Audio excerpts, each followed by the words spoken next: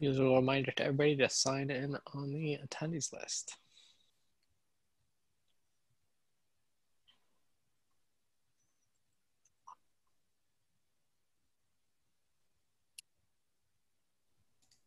And also add agenda item entries because I don't think we have too much up there already.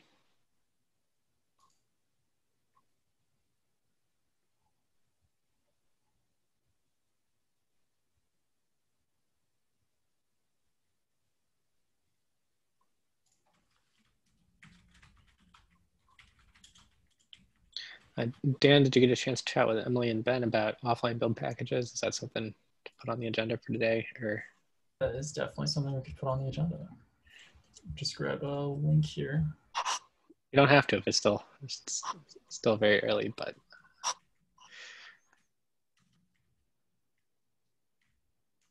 any Stackpacks stuff today? If there's time, we could probably chat a bit about some technical details, but if not, that's fine. We can push it. We'll put that after offline build packages.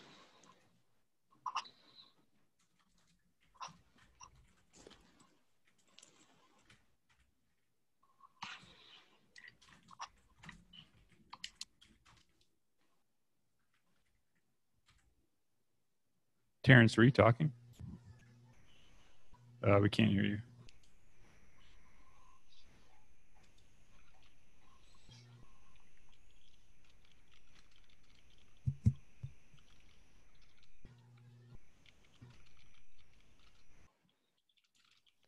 Hello? Yep, can hear you now.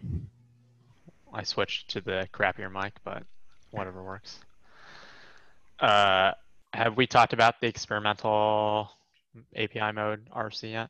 I know that's a thing we need for Stackpacks as well, right? I can't tell if Joe nodding means yes, we've talked about it, or yes, we need it. Yes, we need it. I don't think we've talked about it. I don't think so. Is that something people are interested in talking about? Yes.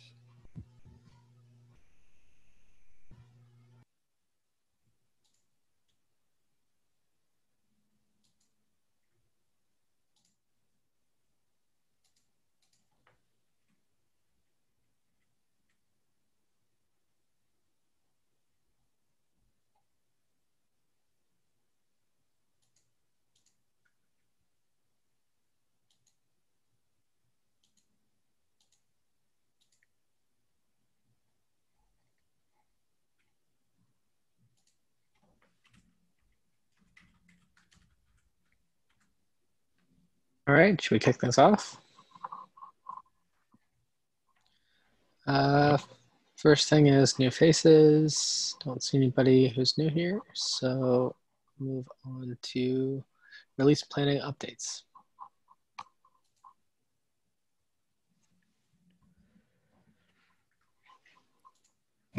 I don't know if Javier is going to hop on. Yeah, Oh. I'm here. Sorry, my video was off.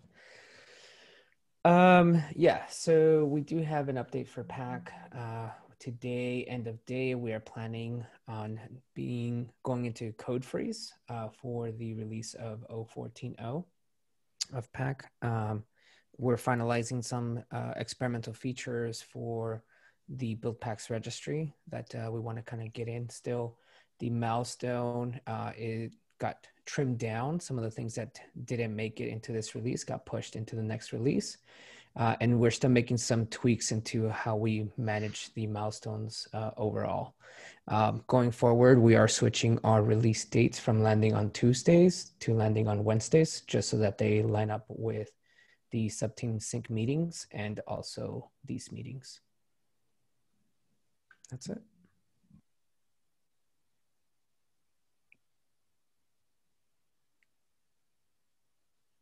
Anything on the lifecycle front? No big updates from last week. Natalie and Yael are working on finishing up the new release automation. Feel free to jump in if there's anything you guys want to share about that. But otherwise, same as last week.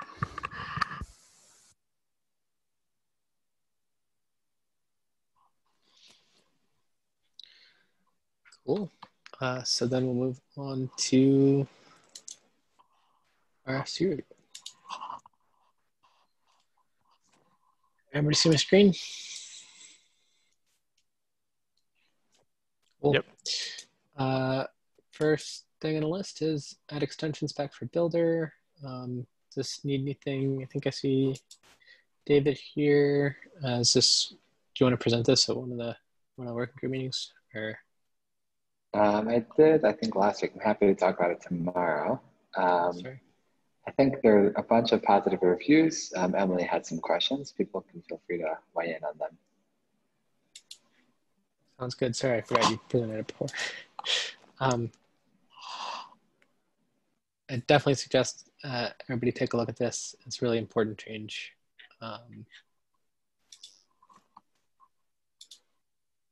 Seems like we're just waiting on more improvements though. I'm really pro having this extension spec, so don't interpret my questions as being anti-extension spec. I just, now that we're doing it, want to talk about what exactly we're going to specify there. And mine not necessarily weighing in on them is more because I'm aware that I don't have, I'm relatively new to the project and I don't want to, make decisions when I don't fully understand what they mean. So people who know more than me, feel free to weigh in. Definitely encourage people to engage with everything in there because that's a big part of the project that's not specified. It's going to be a change.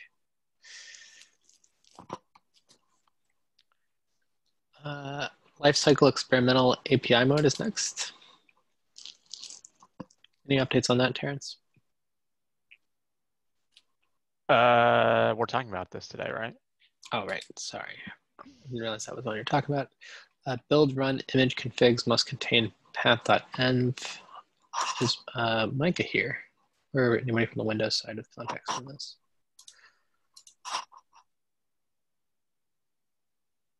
Seems like no. This has a lot of It looks like it on has enough votes. Do you want me to just move this to FCP? I think that's the right thing to do. Yeah, I think in PAC, we've closed an issue at least with the anticipation that this will go forward. But that's as much as we have. Yeah, let's move to the FCP. I can take a look before it closes. Cool. Emily, you gonna add that to it? Awesome. Distribution team. This just needs to go to FCP. Has everybody but Joe opened it. So yeah. Yep. Take that too. Awesome. App mixins and Stackpacks. Should I skip these because we're talking about that a little bit today, or did you want to talk about anything here? Yeah, just a reminder that I'm ignoring application mixins until we get close to finalizing Stackpacks. So I think there's some comments on there, but I'll get to them later. Cool. And Stack Buildpacks is also, we're talking about that. So yeah, it's on the agenda, so I'll skip that too. Buildpacks should be able to provide default process for an app. Natalie and I talked about this a bit. Natalie, any updates? I did push a change since the last working group based on our conversation, having to do with edge cases and later Buildpacks redefining the process type that an earlier Buildpack had declared as the default. There are a couple of outstanding questions that Terrence and Jesse had raised, so I think we should just, I don't know, maybe give people a chance to comment on those. Would it be helpful to talk about those questions during today or tomorrow? Yeah, sure. Maybe you could put it on the end of the list for today, and then if we don't get to it, we could use tomorrow to kind of dive in a little deeper if you're available. Yeah, sounds cool. It looks like this is almost through. It's just probably worth answering those last couple things.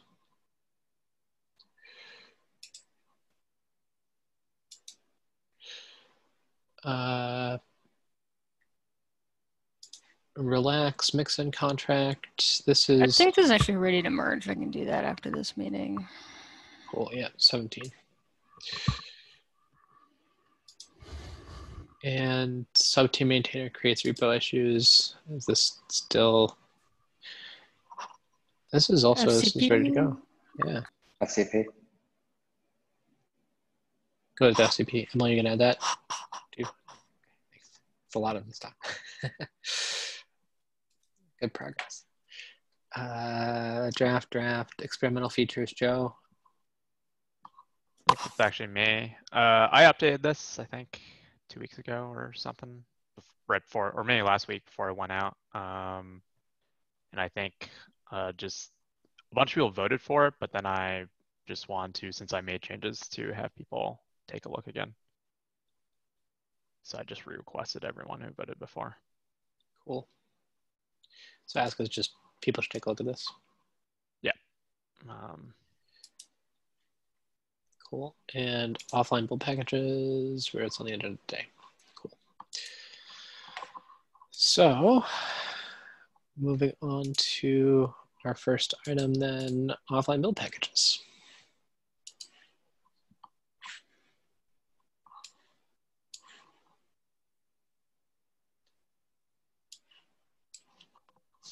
Dan is sharing, by the way.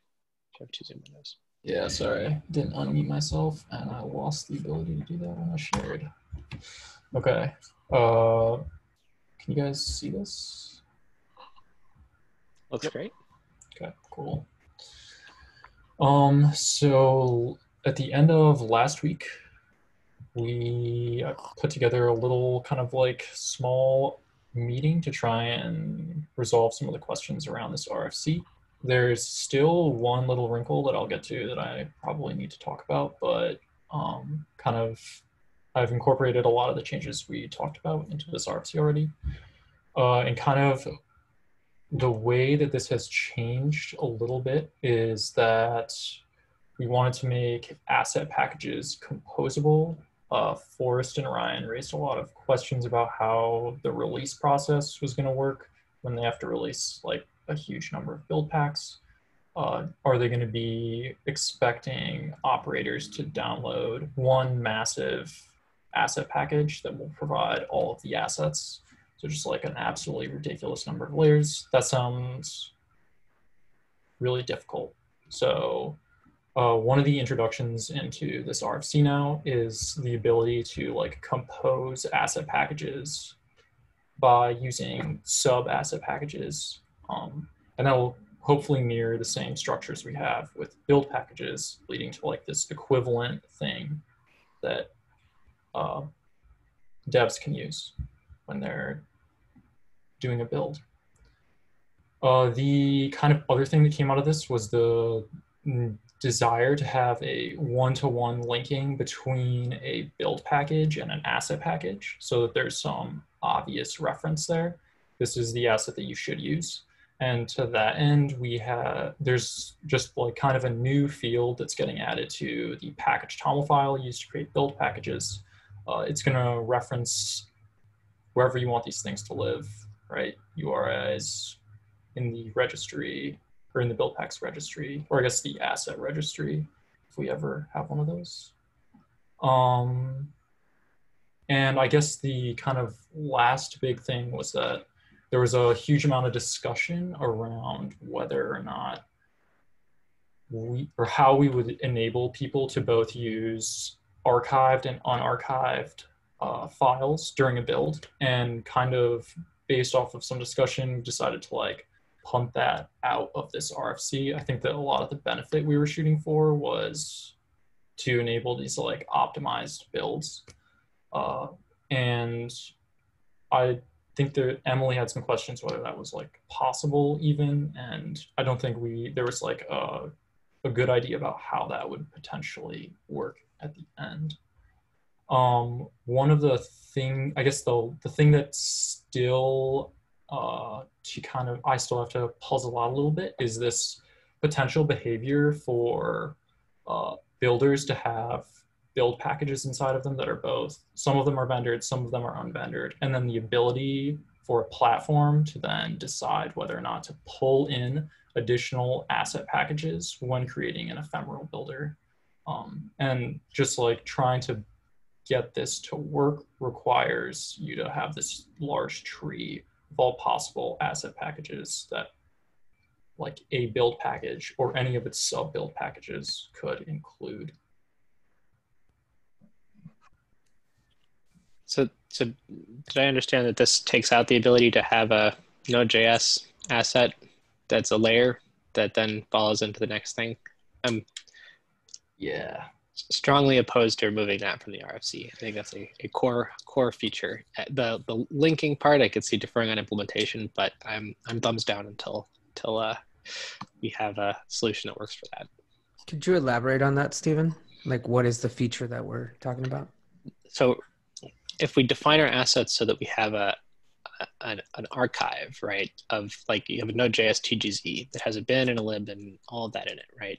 We're going to end up compressing that twice, right? Once as this archive of stuff that's, you know, not rooted in any particular path, and then again inside of the layer blob, and then decompressing it, and then decompressing it again on the other side. When really what we just need is a layer that is Node.js. And if we have that, then we never have to rebuild that layer. We can just link it across. We can just make sure that layer gets exported into the final image, right? There's like a very efficient thing we're missing where if you have an asset that's pre-layerized, it's just ready to go, there's no solution where you can just define that ahead of time and get that to end up in the final image. And the only thing that's blocking that is some UX concerns about how we separate, you know, things that do come from archives like zip files from things that don't. So I feel pretty strongly. I feel like it's not just the UX concerns around separating these two things. I guess what I would argue is that there aren't that many situations where doing this linking provides a big performance benefit. It's only when you use an asset for the first time. Right, because if it's a launch layer, you can already reuse an asset without doing any extra uploading. And also, you wind up in a situation that would add a lot of complexity to the exporter to get the right credentials in there in order to reuse the asset layer from the builder image. Because in order to cross-repo blob mount, you need to prove that you have read access to the layers. Otherwise, the registry is going to make you upload them anyways. And that would mean providing the credentials to read the builder into the running builder container during export, which feels a little bit backwards to me in terms of dependencies and does add some complexity. Not to say we can, but I feel like those are hurdles we have to get over, and we could do the simpler version of this that doesn't involve those hurdles first. So is this a platform concern or a implementation concern when we talk about asset packages? Because I'm ultimately thinking about the relation or association to build packages. And if I recall correctly, that's mostly a platform concern. So I'm curious how these asset packages play into the whole system. Maybe that's just not clear to me. I think it's mostly a platform concern. So right now we have build packages that sometimes you have the same build pack and there's an online and an offline version, and they're just two different build packages. So this would change it so that there's only one build package, but there is another asset package. And then using those two images, you can make a offline builder that has all the assets in the builder image. Right, at run or at build time, right? Yeah. And then Dan was talking about doing it ephemerally, which you certainly could do. You can also do it at create builder time. Might be another option. Yeah, or both. But then I guess you were talking about the life cycle, the export phase, retrieving credentials for assets, and I guess that's where I got confused. The only time the lifecycle would need to care about assets or asset credentials is if we enable sort of the linking feature that Stephen is talking about for performance optimizations. And what would happen in that case is instead of packaging up the asset in a layer and uploading it to the registry, we'd say we're linking to something that we know is already a layer in the registry, so we'll just use that layer. But there become problems when you say, who owns that layer and do I have access to use it? I see. You can still have the asset package is an image on the registry that you have read access to, just like we do for run images, right? It's like my vision for this is partially, can we do what we do for the base image, right, with rebasing and extend that to the dependencies further up the stack, right, where it's possible to get that same benefit of, you can just reuse dependencies that live on the registry, right, for things at that layer when you don't need anything custom or changed or modified, right? In a distributed system, that could be a lot more efficient than having, per application. Yes, for this given application, the first time you regenerate this layer, you don't have to redo it, for that application if the build pack sets it up so that it caches it correctly, right? But the idea that we could just have layers that everything could reference, right, that can get shared between images seems pretty. I know there's this concept of foreign layers, and I haven't looked at it at all, but I wonder if that ties into this conversation at all. Do they solve that problem in any form or fashion? Foreign layers are about having a layer locally that you can't do certain things with because they're marked as like, you can't push the layer, you can only pull it, for instance, and it comes from a different registry. It's like how Microsoft deals with distribution of Windows-based images, essentially.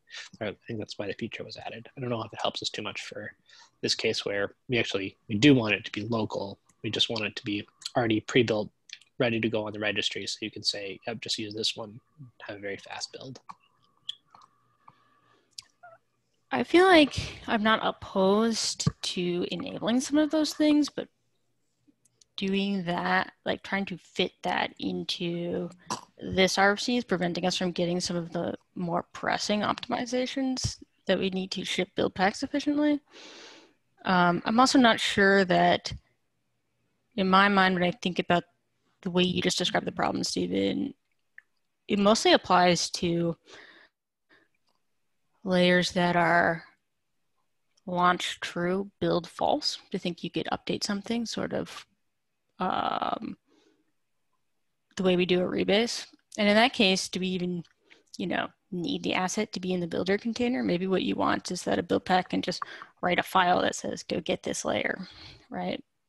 Like maybe there are other ways to do that. I think many of these layers need to be around at build time too, though. Like if you want the Node.js runtime, you almost certainly need the Node.js runtime and the application at build time to be able to use it. Like what I worry about is we're creating a solution for, like, I get in many of the Java build packs, you don't have a OpenJDK layer that you can easily, reuse like that. But I don't want to create a solution where for Node.js, everybody immediately goes to double compressed Node.js, as iPads, that becomes the solution, when instead we could provide a solution that,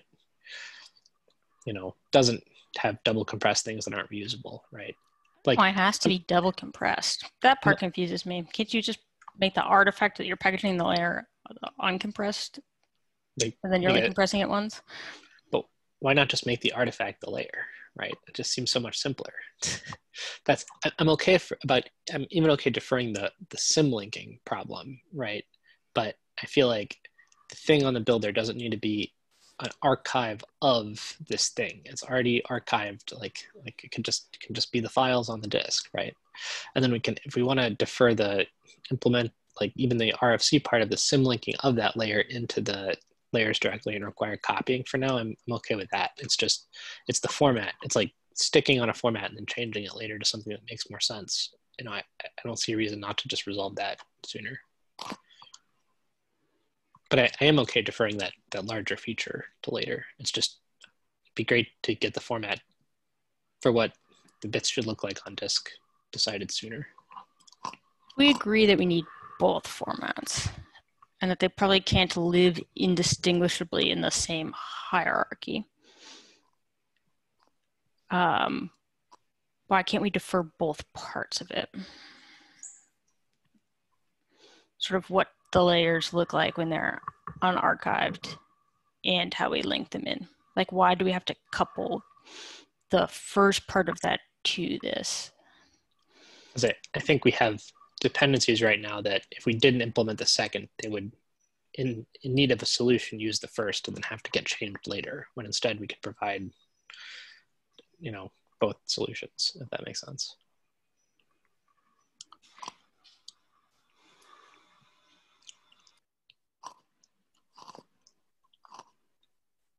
Like, I have no problem with adding both formats. I would sort of had proposed some different ways that we could do it and express it. It's not that I have a problem with it, but I feel like the set of people who need to approve this cannot all agree about how to express both of these things, right?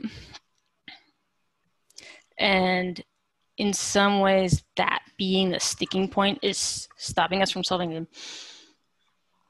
a more pressing problem that we all can agree on the solution to. And yeah, maybe we'd have to move from having tars in assets to having directories and assets later. But if we could get to the point where we have tars and assets, that'd be a big step in the right direction, right? That would be the only blocker for me. The layer linking, we can defer to another RFC, anything like that. It's just getting the format down initially in this RFC, so we don't end up, everybody doesn't move one way and then they're told, oh yeah, but for things like this, you got to do this other way, right? When the decision is just willingness to make a design decision early on, right? It seems like it's just worth getting past that point. But we can also, I don't think there are hard questions about that. That seems like something we can figure out. I could propose a directory format on GitHub or whatever. I don't know if we need to keep chatting about that part. I don't want to detract from other parts of the RFC too much during this conversation. I think one of my big questions around the format there is sort of what the digest, you're referring to that directory by a digest in that asset hierarchy, right? Like what that is a digest of. I assume it's a digest of sort of the tar representation of all the files beneath the digest directory, because that's sort of how you could put all that information into something digestible. I do think that might be different than the digest of the asset you fetch when you go to create that layer, because the asset you're fetching might be compressed, stuff like that. So I think we'd have to solve some of those problems to come up with a format there, but it's not impossible. It could be not a digest, right? This could be something that's, when you do things with, because the digest is the digest of the layer, right? In that sense, it's the digest of the original artifact. There's no original artifact, right? And so it could be ID inversion, like was proposed before, and we just need a different solution for that. Maybe just for layers. Right. I think maybe we could do digest for file artifacts where whatever you put in there is exactly what you asked for, right? And we don't care what format it's in, we're just sticking it in the layer. But if we want to do layers, maybe we go away from having a digest, and that solves some of the complexity there with name of the layers. Yeah, I think that feels like a good direction to go in. Could even be a UUID, right? If we wanted it to look similar to the other thing. Okay, all right.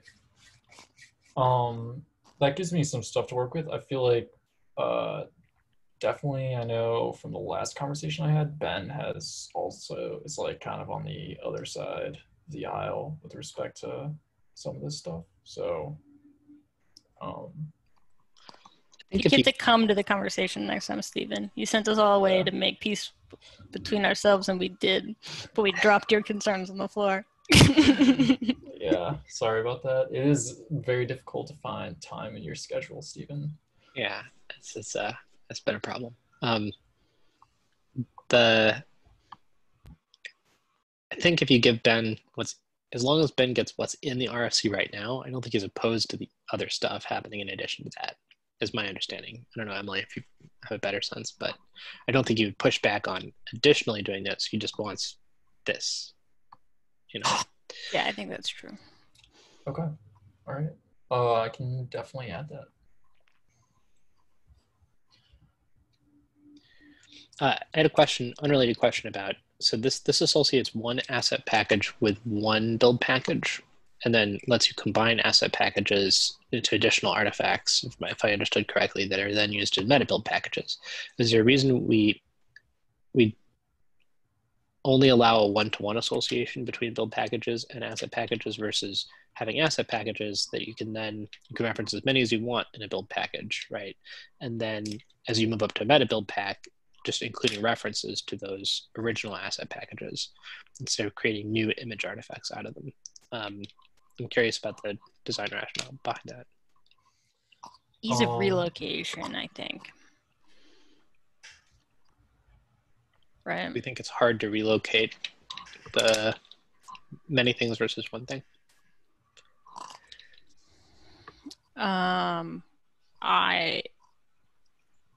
Not necessarily, but I'm thinking about what the workflow might look like in a platform like KPack that wants to take everything relevant from one registry and move it to another. You wouldn't want to have to enter a bunch of like one repository name for each one of these asset packages. Like you wouldn't want to relocate each one individually because you need to configure where they all land. So maybe you'd have to do something to combine them. But at that point, isn't it easier just to already have a combination? And that's just one example, but I wonder if in other situations it's easier for people to think about a single one. Like in your example, if we, instead of using the builder credentials, use the asset images during export, and we need the credentials for that, it'd be easier to have in the build one of those rather than having to inject 20 different. I guess if they're all on the same registry, it's still one set of credentials, but having to authenticate against multiple repositories. But what if you had, just practically speaking, a build pack that had multiple assets as a requirement? Are you then forced to only use one asset? I feel like that's pretty negative to the designer, the desire. It's one asset package, which could have multiple assets in it. Is that right? Right. I see what you're saying, but still, like, even if that was true, right? Like, let's say that these assets are relatively large, right? You have multiple different sized assets and you wanted to pull very specific ones or just differentiate between those different assets in any meaningful way, you wouldn't be able to at all, right? And I don't know, I haven't heard anything specific as to why it's a one-to-one. It just seems like there's a slight inclination, but again, from my perspective, I don't see, I feel like there would be more of a negative feedback. I don't see any reason why we couldn't support both. Like you could have one and for your meta build packs, put them all in one asset image, or you could have many. Yeah, I think the way that this is written right now doesn't like enforce a strict one-to-one mapping. It's just something that I think that the release or the Buildpacks team wanted. They can definitely have that be one-to-one, but right. Okay, so I guess maybe that's the difference, right? So on here, I didn't see anywhere where it was one-to-one in the RFC, so that's why I got confused when you stated that as well. yeah, I thought it was one-to-one. If you go to, there's a TOML file that had a single. So was it the package TOML had an array of assets, right? I saw a asset package. Yeah, that's why I was like, oh, perfect. So like one build package could have multiple asset packages. And that's why what I saw looked good. What I heard was different. yeah. Maybe I misunderstood. I thought it was saying that in order you have one asset package associated with one build package, but then you combine the asset packages of when you package a meta build package, you combine all the asset packages of its sub package into one asset package that then that build package references. But I think it's not quite that. So I think that this does let you combine asset packages into one larger image. And that's just kind of like like an ease of use thing, and also like an ease of release thing if we want to just have this be a one-to-one mapping, which I think is kind of the ask from the release engineering team here, right? That makes sense. And so I guess where is that one-to-one single asset image coming into play? Is that being requested here in the RFC, or is that an implementation detail, by their system, or are we expecting PAC to do that? Yeah, so Who's I think doing that, I think that it's basically, you can just consider what like they want to do as a special case of a one-to-many mapping, right? They just want to worry about one extra thing that they have to release. They want platform operators to be like, oh, if I want this to be offline, I go download one thing, and that's all I have to worry about, right? Doesn't mean that there can't be a one-to-many mapping, as I have here, but it's just like from a release perspective, that's definitely seemed like the easiest solution, right? Okay, so someone will have to worry about some tooling to enable that to happen, and we're just not sure who yet. Is that right? Yeah, I mean, I think that it'll be covered by this, right? Yeah, So- but I guess when we say it'll be covered by this, are we saying PAC will be doing that work? And what does that functionality look like is maybe my follow-up question. Yeah, so I guess, are you wondering how the mapping is created, or? Or like where the squashing happens. Where's Yes. asset package squash? Oh, yeah. Where's okay. Squish Squash at? Yeah. Yeah, here we go. So I think it's right here, where when we make an asset package, effectively we're just making a single image. The metadata or the label that goes along with this image just has a list of layers that end up inside of it, right? Okay, so then I guess the way that the Buildpacks or Pacato team would use this is they would call package asset and put a whole bunch of stuff in here. But then if you look at the package TOML, when they create the actual build package, that's when they only list one thing there. And so it's a one-to-one. Okay, Exactly. got it. Yep. So the build package itself references the assets package registry location. Yes, it does. Or I guess it can. I think that I had some questions about whether we wanted to allow more than one kind of reference here. Should we let you also use URLs? But yeah. And the expectation in that case is the platform, when constructing the builder, would pull in these assets from the build package. Yes. So there's two kind of ways that this could be used, and I think that they are right here, right? So one is that when you're constructing a builder, we have this like pull policy flag. If we're going to enforce, you always pull everything down, we should let you construct a completely offline builder. But additionally, should also probably let you just vendor pieces of this in.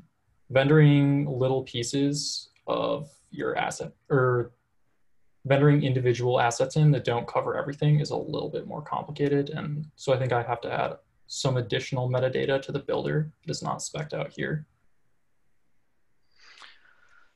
So one concern we have from our platform is a lot of the end users are relocating the build packages from one location to a new registry. So if the only link on the build package to the necessary assets was the registry, to like fix that pointer, you'd actually have to change the build package's underlying contents and its digest. So I wonder if there's a way that we could accomplish the same thing, make it such that the build package can reference an external image, but not tie it to such a mutable concept as a registry tag.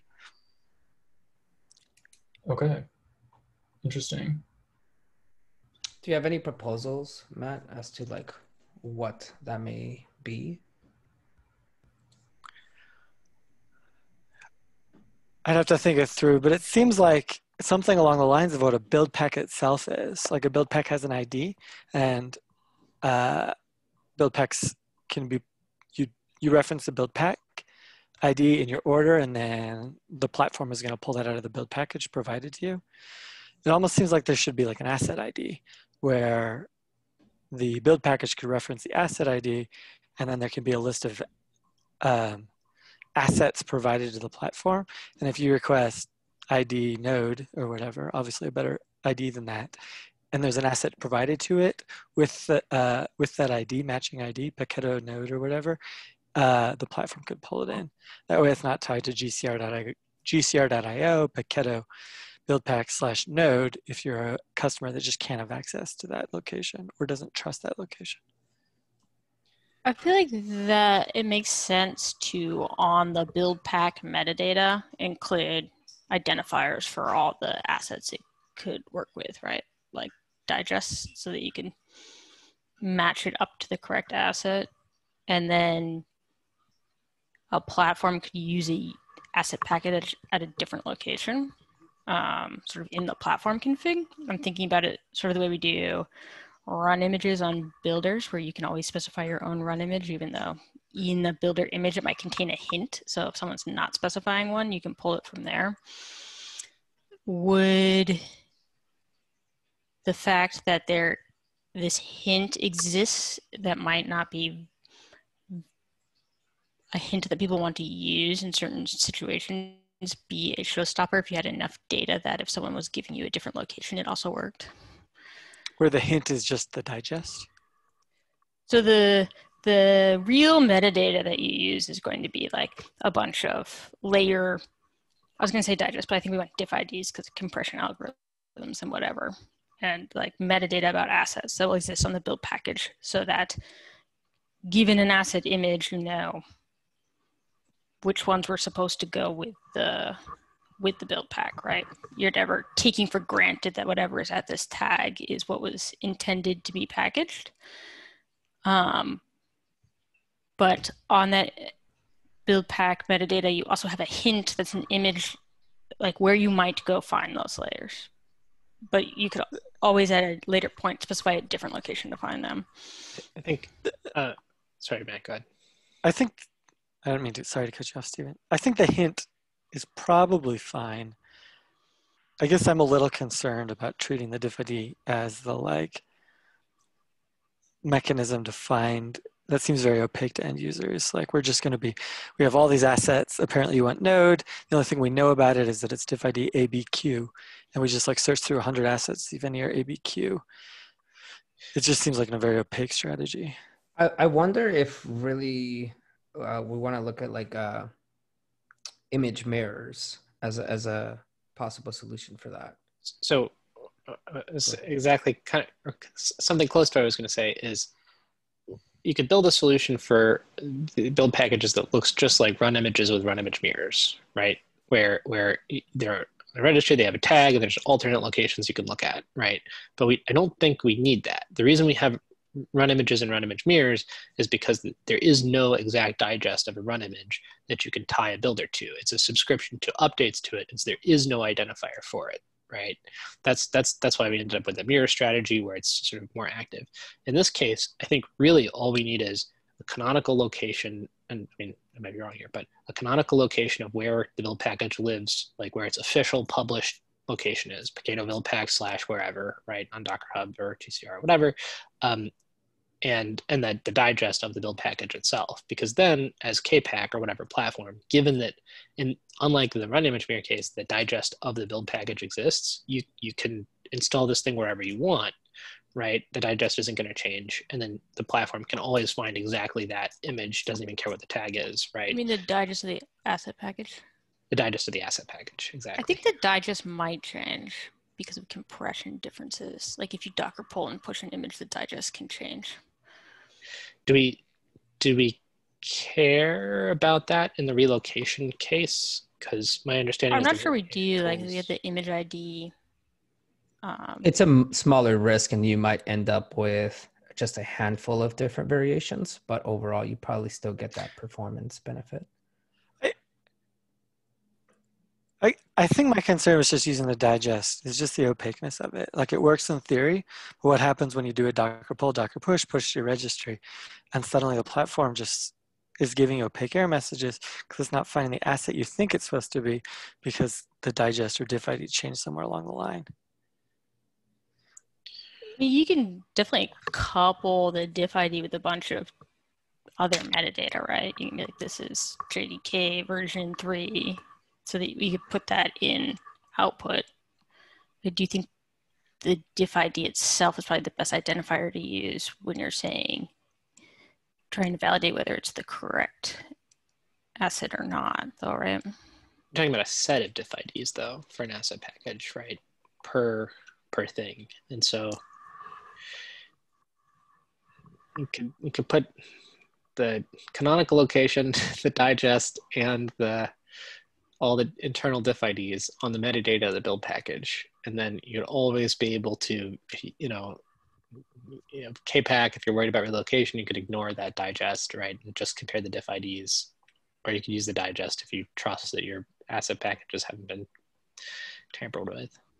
I mean, you're going to need the diff IDs for the layers anyway, so that you know which one contains. Like if you're doing this thing where you're picking out particular assets, that's how you're going to get the right blobs anyways. Yeah, you'll definitely need the diff IDs to construct the underlying image. But it seems like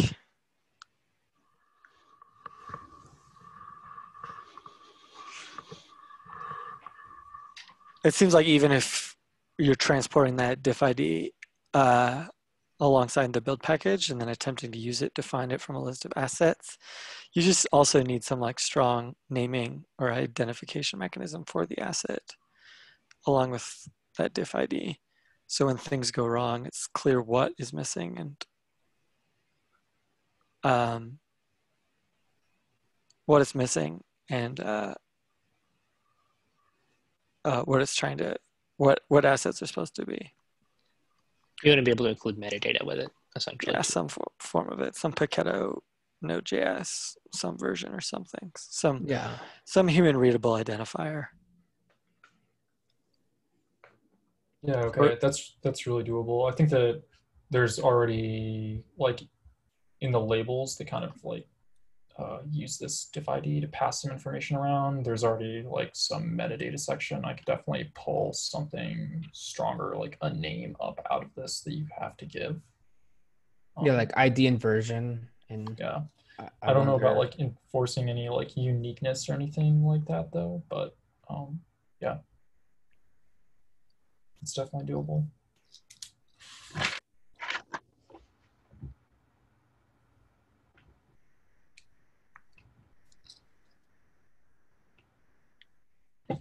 Okay. Oh, we just have 10 minutes left. Oh, yeah. Do we want to do we have more questions about offline build packages, and do we want to defer the other things till tomorrow when we have more time, or does anybody think 9 minutes is sufficient to talk about experimental mode RFC, Stackpacks, or default process types?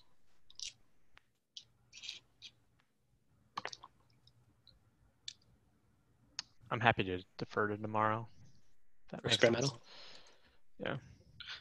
And then the Stackpack questions, were those kind of quicker questions, or also better for longer form? I actually don't know how long they'll take. Do you have a sense, Natalie?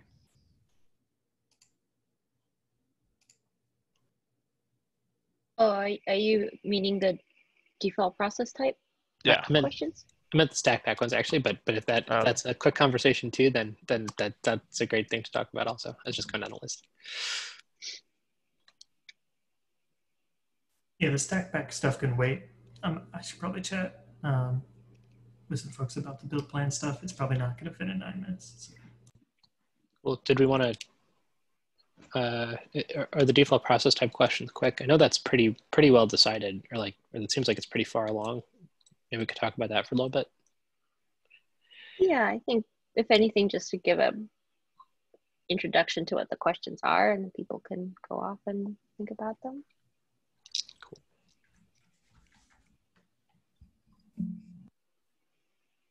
Do you want to share? Or? Yeah, sure. Let me just pull up the.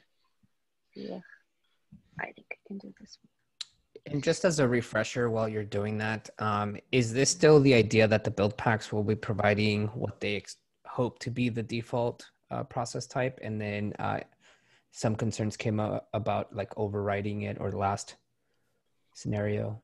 And I'm assuming questions around that have been resolved. Is that right? So I think what we've added, this actually gets into what the questions are. I think I shared the wrong screen.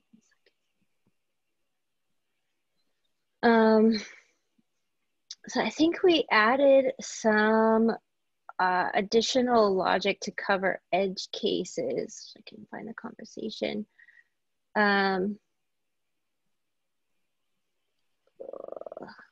It's better if I do the readable, I think. So we had added some philosophy and some examples of edge cases that when a later build pack redefines, let's say a later build pack redefines what web means when an earlier build pack has already declared web as the default. We said that we would clear the default process designation, and then if the later build pack wants to redefine it and declare it as the default, then we'll respect that. But we effectively shouldn't, well, I'm like totally messing it up, but I should just go through the edge cases here. And the philosophy, which is really this. If a build pack attempts to redefine a process type that is declared as the default by an earlier build pack, the default designation should be cleared unless explicitly set. So that was kind of the philosophy that we articulated to address some of the concerns. And then I provided some edge cases to give examples of what that would look like. But there were two questions that were raised. So that just really quickly, a mental model for that was helpful for me is thinking about it like the default process type. You're talking about your process type when you set the default process type, not another build pack's default process type. And so later, if somebody else redefines web, right, that default process type is pointing to a web that's no longer available, right? That's been overridden. And so obviously the default goes away with it. I don't know, as opposed to like thinking about it very flat and the pointer staying and getting cleared, right? Might be better to think about it more like process types are kind of namespace to that file. Sorry. Yeah. That is helpful. And then so just to call out what sort of the open questions are, Jesse raised this, which I hadn't thought of, and it kind of takes a minute to understand what's happening, but effectively, we said we'd clear the designation, but what if the later build pack redefines what web means and it says, I would like web to be the default process, but it sets this override property to false, which ordinarily would mean that we don't assign web as the default process. But because web is already the default process, when we clear it, now there's no default process to override. And it feels a little strange. That is a weird one. Yeah. I think the namespacing, though, if you think about it as namespacing, it makes it really clear that it shouldn't be cleared, because it's not really a clear that's happening. It's that in the previous case, you're pointing towards a process type, right? You said, the first build pack said, this is the web process, and I think this web process should be the default. And then another build pack said, here's a web process, but if somebody has defined web already, use that. And so you use the previous one, and because that one was designated as the default one, it continues to be the default. We don't have right now, if they redefined web, the old web would be gone. So there is no old web to be the default. Doesn't override mean only? We're putting that as a default process override only, not as a process, as applying to process types. But that's an interesting idea that it could apply to. Yeah, that's the way I read it too. That's I wanted to know the meaning behind override, because I understood it just like what Stephen described it as. I think it's going to be confusing if it means only override the default given the edge case combinations. Because Is it isn't weird that if you say, yeah, no, I agree. Basically, if you don't specify override, right? Like if there's already one set, it just won't do anything. Like this one, this new web process type is not going to take effect at all, is the way I would understand an override, and I think would solve It that. just becomes a bail, problem. right? If override false, web already exists, you literally do nothing for that whole process. Does anybody So dislike that change? Sorry.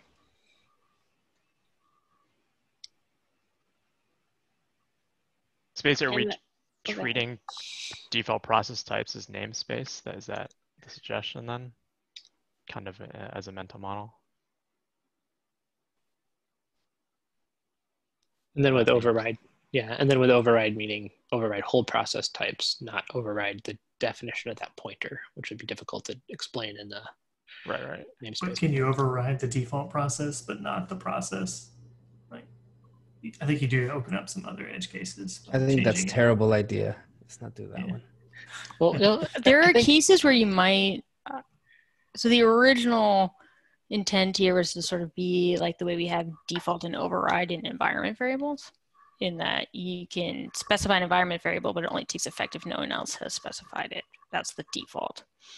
And this is similar to that for default process. But whether or not we actually want to override what type maps to is an interesting question. But I think where it would get confusing is would you then apply that to like the worker? Would you not override worker if there already was one, even though the override's like a default process concept?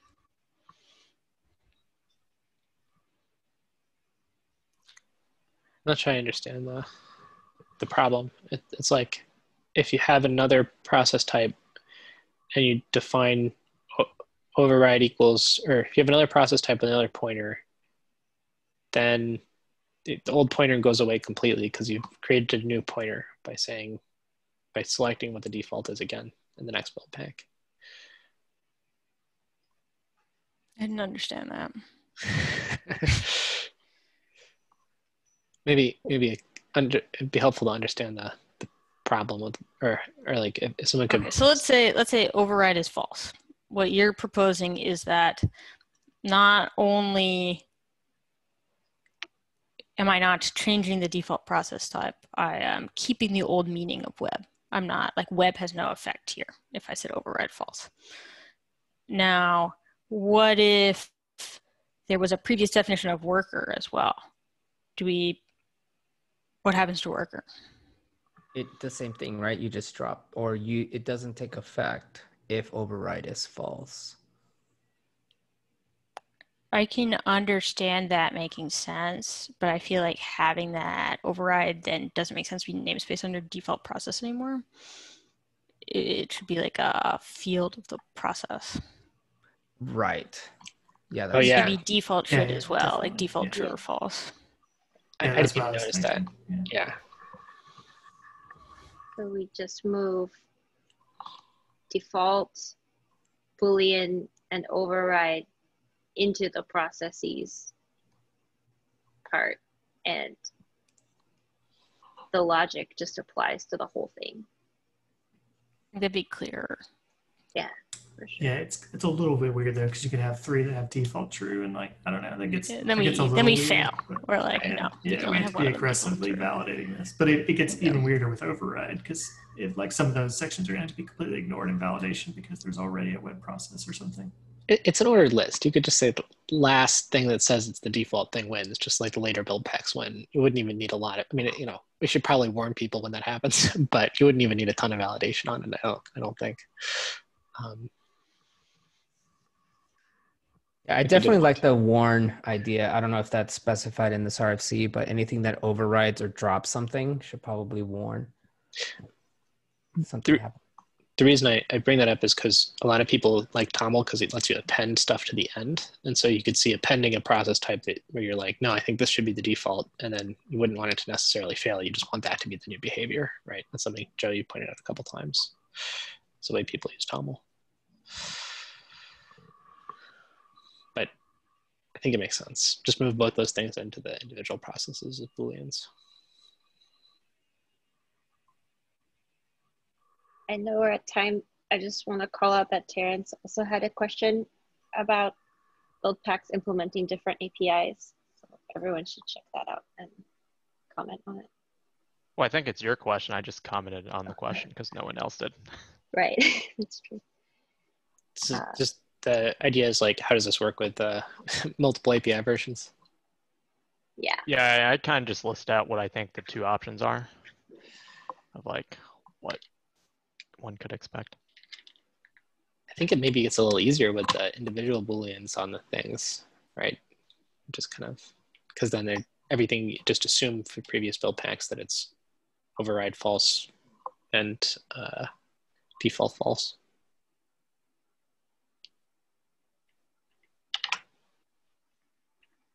Wait, so what do we decide if we just fail if you have more than one default equals true? That would work.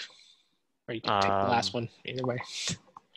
So how does that work across multiple build packs? Where like, if I set web as default, but then a later build pack sets like foo as default, I assume foo wins, and we erase out the other default? Yep.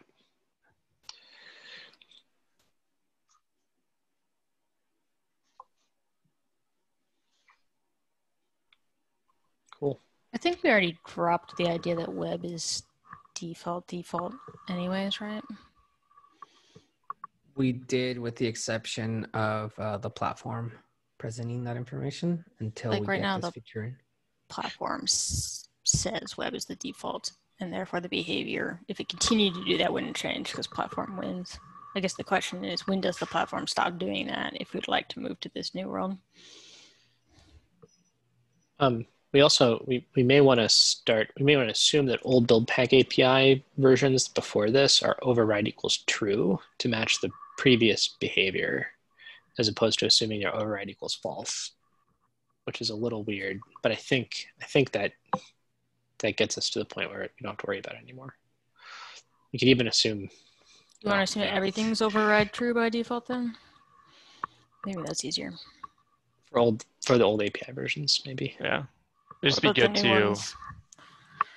We can name it something that's not. I'm gonna name it not override because we like false to be the default, right? It could be default. Default equals. Oh no, that's the other flag. Oh well. That's what the default means in the environment variable case. Right? Yeah. We can think of something. All right, we're way over time. Thanks, everybody.